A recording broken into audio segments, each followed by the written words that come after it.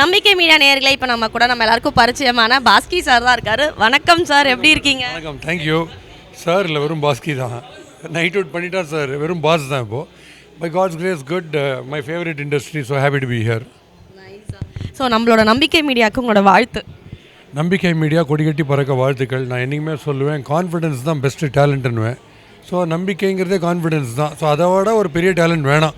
So அந்த பேர்லேயே ரொம்ப கிளியராக இருக்குது, they're going to be promoting the best டேலண்ட்ஸ்னு. நானும் I will try to do my best and heartiest wishes, best days ahead. Thank you.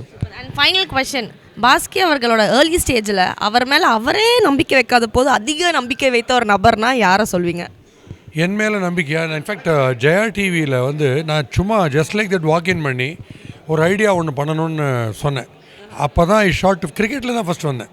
கிரிக்கெட்டில் வந்து இந்தியா லெவல் வந்துட்டு ஃப்ளாப் ஆகிட்டு அப்புறம் 12 ஃபீல்டில் வந்தேன்.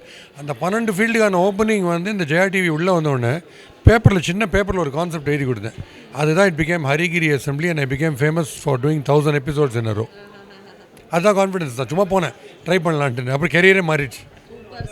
ஸோ உங்களுக்கு அப்படி ஒரு நம்பிக்கை கிடைச்ச மாதிரி நம்பிக்கை மீடியாவுக்கு இப்போ நீங்களாம் கிடச்சிருக்கீங்க.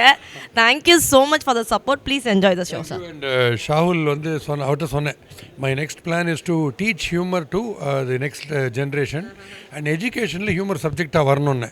So if that's going to be happening through your சேனல்னா very very happy. Thank you. Thank you so much. கண்டிப்பாக நடக்கும். தேங்க்யூ.